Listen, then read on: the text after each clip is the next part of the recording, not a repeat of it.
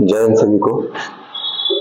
हम लोग जो पढ़ रहे हैं वो केमिस्ट्री का एक छोटा सा टॉपिक है जिसमें हम लोग पढ़ेंगे एटॉमिक स्ट्रक्चर के बारे में। और इस टॉपिक में जितने सारे टर्म हैं, जिसमें कि जितने सारे सिद्धांत आते हैं, तो वो इसी सिद्धांत को परिभाषित करते करते हम लोग आगे बढ़ेंगे। लेकिन अगर परिभाषित करने के लिए अगर बोला जाए तो पहला होगा डाल्टन का सिद्धांत, उसमें होगा रदरफोर्ड का सिद्धांत, उसके बाद होगा नील्स बोर का सिद्धांत। ये तीनों सिद्धांत है, उसका जे थॉमसन का सिद्धांत। ये सारी सिद्धांत को ना एक एक करके हम लोग पढ़ेंगे। और उसके बाद अगर इसी चैप्टर में अगर आगे बढ़िएगा तो उसके बाद आपको जो मिलेगा वो मिलेगा आपको समस्थानिक के बारे में, संभारिक के बारे में और सबनेटोनिक के बारे में। तो ये टर्म को हम लोग आज देखेंगे। ये छोटा सा जो टर्म है परीक्षा में आपको एक से एक नंबर देके जाएगा, एक से दो नंबर देके भी जा सकता है, ये थोड़ा ध्यान रहे आपको। तो चलिए, तो सबसे पहले हम लोग आज की क्लास में पढ़ेंगे कि आज जो छोटा सा टर्म है, पहले किसी भी तत्व को देखिए, किसी का तत्व का अगर निकालने का मन है तो सबसे पहले आपको कम से कम 25 नंबर तक आपका उसका एटॉमिक नंबर तक याद होना चाहिए। मतलब उसमें मास भी जुड़ा होना चाहिए। ऐसा नहीं कि नंबर याद कर ले उसका मास पता ही नहीं है, तो ऐसा नहीं कर सकते हैं। तो कम से कम आपको दोनों टर्म याद कर लीजिएगा तो सही रहेगा। जैसे किसी भी तत्व को पहले से पता है आपको कि हमारे 3 मौलिक कण है, इलेक्ट्रॉन है, प्रोटॉन है, न्यूट्रॉन। और इलेक्ट्रॉन किसी भी परमाणु में क्या करता है, चक्कर लगाता है। और प्रोटॉन और न्यूट्रॉन जो होता है सर, वो परमाणु के नाभिक में रहता है। मतलब कि इसका मतलब ये कह सकते हैं कि परमाणु जो कल तक ये कहा करता था कि वो विभाज्य है, लेकिन ये तो विभाज्य है, ये बाद में पता चला गया। इसका मतलब सर यही हमको परिभाषित करना है इसी चीज को लेकर। तो सबसे पहले आपको ये बता दें, किसी भी तत्व को अगर बाय कंडीशन अगर लिखना है तो कैसे लिखते हैं। तो कोई तत्व है, समझिए कोई तत्व ए नाम का कोई लिखा हुआ है, तो एक तत्व के नीचे में टर्म लिखा होगा, जो संख्या लिखा होगा परमाणु संख्या होगा, और ऊपर में जो लिखा होगा वो द्रव्यमान संख्या होगा। तो यही परमाणु संख्या और द्रव्यमान संख्या से बहुत बढ़िया पता चल जाता है। लेकिन याद रहे, इसमें सबसे बड़ी खास बात यहाँ पर यह है, जो आपको हम वीडियो दे रहे हैं आपको, तो सर इसमें जो नीचे वाला टर्म है ना, ये हर चीज में रासायनिक गुण को दर्शाता है। इसका मतलब अगर ये नीचे वाला टर्म है ये रासायनिक हो जाएगा, और उसके बाद अगर जो ऊपर वाला जो टर्म है ये भौतिक हो जाएगा। इसका मतलब एक चीज आप यहां से भी पता कर सकते हैं, ये भी थोड़ा ध्यान रखिएगा। मतलब कभी भी अगर हम पढ़ेंगे समस्थानिक में इसका गुण इसका क्या होता है, बराबर होता है, वो कैसे कैसे होता है, यही चीज को देखना है। तो सबसे पहले अगर आज के टर्म में अगर देखेंगे तो सबसे पहले आपको बता दें समस्थानिक के बारे में। समस्थानिक के बारे में बिल्कुल आप सीख रहे हैं और आराम से सीखिए। और अपने जो भागलपुर में जो अपना कोचिंग है, आराम से इसमें यहाँ टेस्ट सीरीज भी है, आराम से अवेलेबल आगे टेस्ट सीरीज लगाइए भी आप। और कम से कम स्कोर पे कम से कम ध्यान रखिए अपना कि मेरा स्कोर बढ़ रहा है, घट रहा है, क्या हो रहा है, ये सब थोड़ा ध्यान रहे। तो समस्थानिक सर, तो पहला कंडीशन तो सर यही हो जाएगा, समस्थानिक मतलब जिसका स्थान समान, जिसका स्थान समान होगा उसे समस्थानिक कहेंगे। अगर कोई टर्म लिखेंगे तो यहाँ पर लिखना पड़ेगा। स्थान का मतलब कौन सी, रासायनिक गुण कह सकते हैं प्रकार से, और नहीं तो क्या कहेंगे, परमाणु संख्या कह सकते हैं। मतलब ये कह सकते हैं कि जिसका परमाणु संख्या समान हो तथा ऊपर में जो सर जी लिखा हुआ है द्रव्यमान संख्या, अगर द्रव्यमान संख्या अलग अलग हो उसे समस्थानिक कहेंगे। ये तो बहुत छोटा सा टर्म है। जैसे एग्जाम्पल के लिए अगर हम बात करेंगे कि अगर मेरे पास इसके पास क्या क्या एग्जाम्पल हो सकता है, किसी भी एग्जाम्पल को अगर वहां परिभाषित करने की वहां देगा तो कैसे खोजेंगे। जैसे कि हम बात करते हैं, सबसे पहला है हाइड्रोजन। हाइड्रोजन दुनिया का, पहली बात तो समझ लिया चाहिए, इसको आवारा तत्व भी कहते हैं, क्योंकि इसका जो फंक्शन आप देख पा रहे हैं वो कैसा कैसा फंक्शन है, इसको समझिए पहले बात को। सर याद, ये हाइड्रोजन जो होते हैं इसके 3 समस्थानिक होते हैं। और अच्छी वाली बात तो यहाँ पर ये होता है कि और किसी का समस्थानिक जो होता है उसका किसी का नाम नहीं है, एकलौता सिर्फ इसका नाम है।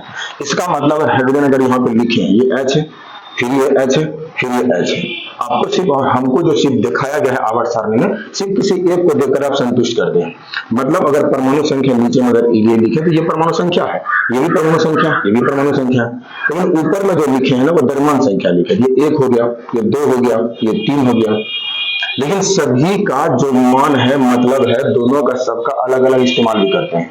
इसका मतलब पहला तो ये पता चल गया कि जिसका स्थान समान हो उसे समस्थानिक कहेंगे, और जिसका द्रव्यमान संख्या अलग उसे संभाविक कहेंगे। और सभी विद्यार्थी को पहले से पता है कि हाइड्रोजन के 3 समस्थानिक में से पहला का जो नाम है, पहला का नाम है प्रोटियम, ये तो पता है। और दूसरा का ही नाम है ड्यूटेरियम। ये बात को अच्छे ढंग से याद रखिएगा, और सभी विद्यार्थी को हल्का फुल्का पता होना चाहिए। आप बिल्कुल जवाब दीजिएगा हमको कमेंट बॉक्स में कि ड्यूटेरियम का उपयोग आप कहाँ करते हैं। है ना। ये जो आप जो देख रहे हैं ये H2 वाला टर्म, इसका इस्तेमाल आप कहाँ कर रहे हैं? अच्छा जी, तीसरा जो होता है वो होता है ट्राइटियम, है ना। ये चीजें आपको पता होना चाहिए थोड़ा बढ़िया से। तो ये 3 समस्थानिक है।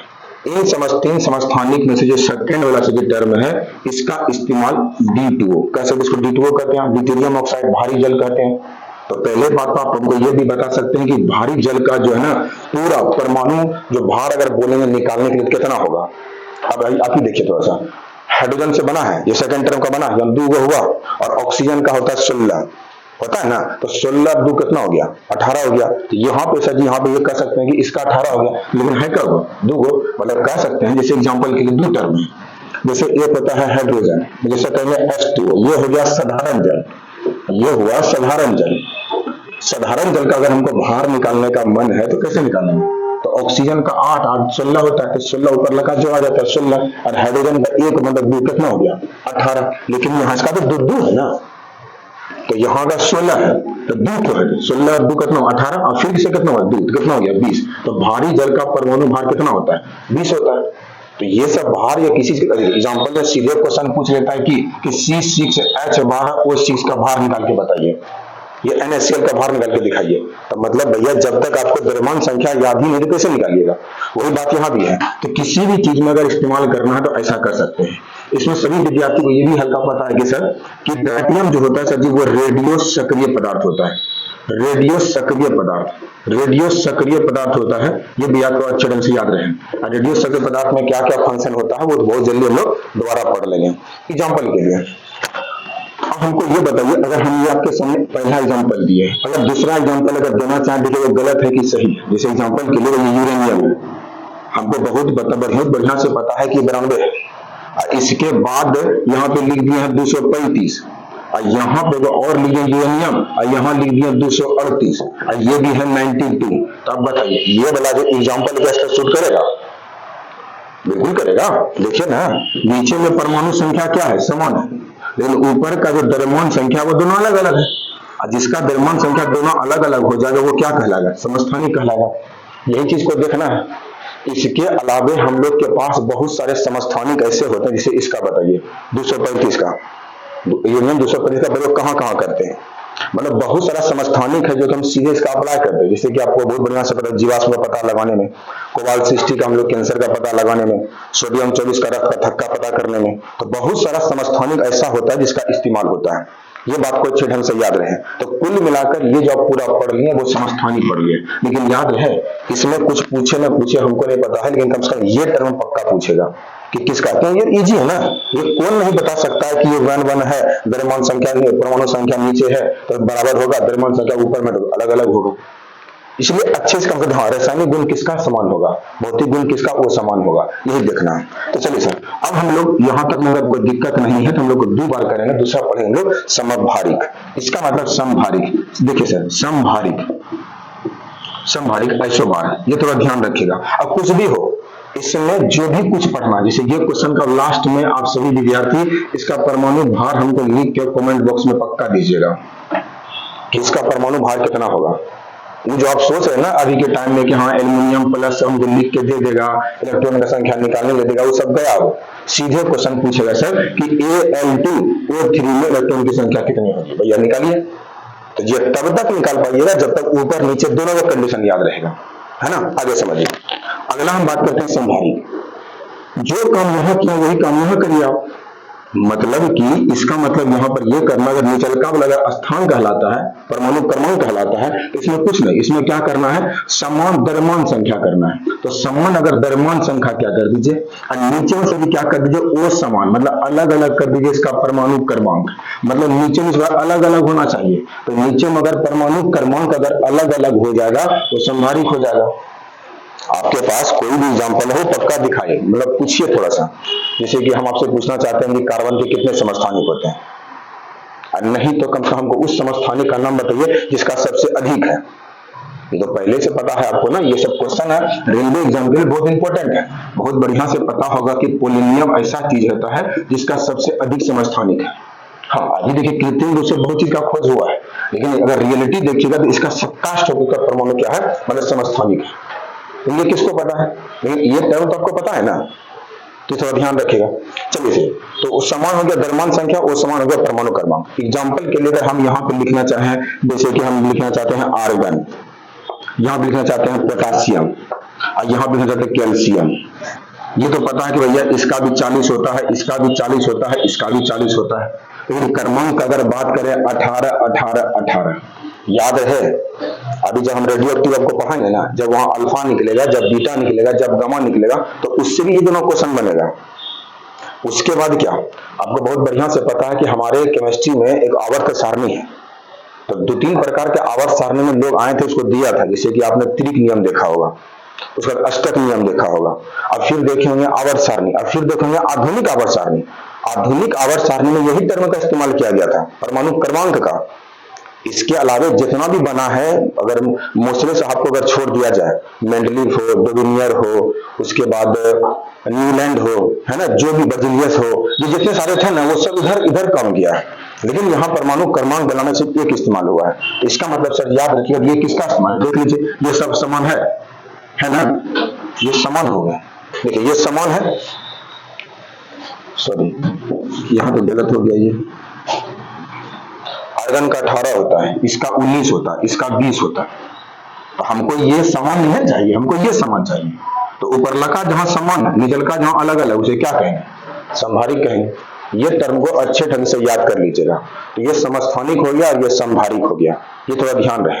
अभी तो आपको लास्ट में एग्जांपल दे देंगे, आपको अच्छे से बता दीजिएगा क्या क्या चीज है। आपके पास 2 क्वेश्चन हो चुका है ना। एक इसका परमाणु भार कितना होता है, एक लास्ट में क्वेश्चन आपको देंगे, सब मिलाकर आपको ये बताना है कि वो समस्थानिक का है कि संभारिक का है, ये थोड़ा ध्यान रखिएगा। चलिए अब हम अगला बात करते हैं सभी 3 नंबर, सब न्यूट्रॉनिक। एक समस्थानिक होगा, संभारिक होगा, फिर सम न्यूट्रॉनिक होगा, फिर सम इलेक्ट्रॉनिक भी होगा, है ना। आगे ध्यान दीजिएगा। तो सर जी हम लोग बात करते हैं सम न्यूट्रॉनिक का। सम न्यूट्रॉनिक तो नाम से ही स्पष्ट है कि जिसमें न्यूट्रॉन की संख्या समान हो, जिसमें न्यूट्रॉन की संख्या समान होगा उसे क्या कहेंगे, सम न्यूट्रॉनिक कहेंगे। इसका मतलब सर जी याद रखिएगा, उस समय हमको द्रव्यमान संख्या और परमाणु संख्या से कोई मतलब नहीं है, बिल्कुल भी मतलब नहीं। तो जहां मतलब नहीं होगा वो न्यूट्रॉनिक कहलाएगा। उसी प्रकार का चौथा टर्म होगा जिसका नाम होगा सम इलेक्ट्रॉनिक। अभी आपको हम एक एग्जांपल पेश करेंगे आपके सामने, और आपको ये बताना है कि वो एग्जांपल किसका है। 4 को प्रैक्टिस मारिएगा ना तो ऑटोमेटिक कहीं भी पकड़ा जाएगा। यहाँ लिखा हुआ सम इलेक्ट्रॉनिक। अब बहुत बढ़िया से पता है कि किसी भी मौलिक कण में इलेक्ट्रॉन ही सिर्फ हरकत करता है, क्योंकि प्रोटॉन और न्यूट्रॉन जो होता है वो नाभिक में होता है। जैसे अगर नाभिक में हो गया मतलब असर किस पे पड़ेगा, इलेक्ट्रॉन पर। तो वही बात हमको ये कहना चाहते हैं कि कुछ भी कर लीजिए सम होगा इलेक्ट्रॉनिक पर। जैसे एग्जांपल के लिए हमें ये बताइए, अगर यहाँ पे हम लिख दिए क्या, हम यहाँ पे लिख दिए सोडियम प्लस। ये तो विद्यार्थी को पता होना चाहिए कि सोडियम प्लस का मतलब क्या होता है। प्लस का मतलब यही होता है कि कोई किसी को इलेक्ट्रॉन दिया होगा, और जो इलेक्ट्रॉन ले लेता है उस पर ऋण आवेश चल जाता है। उसी प्रकार से जी याद, अगर हम आपको ये बोलना चाहते हैं, ये 3 को दे दिए, है ना, यहाँ पर क्या कर दिए 2 ठो, यहाँ 2 ठो माइनस दिए। उसके बाद हमको ये पूछना चाहते हैं, ये Mg प्लस प्लस करके दे दिए, है ना। तो कोई दिक्कत नहीं। इसमें देखिए ये क्या सिद्ध होता है, क्या है, देखिए सभी विद्यार्थी को पता है हल्का फुल्का कि जिस पर अगर किसी प्रकार का आवेश होता है उसमें इलेक्ट्रॉन की संख्या घटते बढ़ते रहता है। जैसे कि 11 जो है परमाणु क्रमांक, एक प्लस हमको क्या करना है, घटाना। ये कितना हो गया 10। ऑक्सीजन का 8 होता है, लेकिन 2 ठो माइनस है, तो क्या करेंगे 2 जोड़ देंगे, तो 8 2 कितना हो गया 10।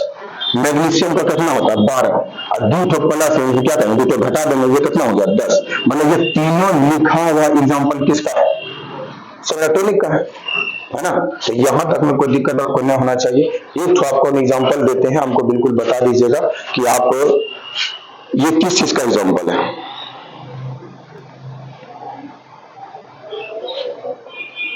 जैसे कि एक एग्जाम्पल आपके पास है यहाँ पर थोड़ा सा, जैसे नाइट्रोजन का है, यहाँ पे हम अगर 14 लिख देते हैं, और एक कार्बन का है, एक कार्बन का है, ये भी 14 है, इसका 7 होता है, इसका 6 होता है। तो आप हमको पहले ये बता दीजिए किसका एग्जाम्पल है, इसमें मिला लीजिए किसमें कौन कौन है।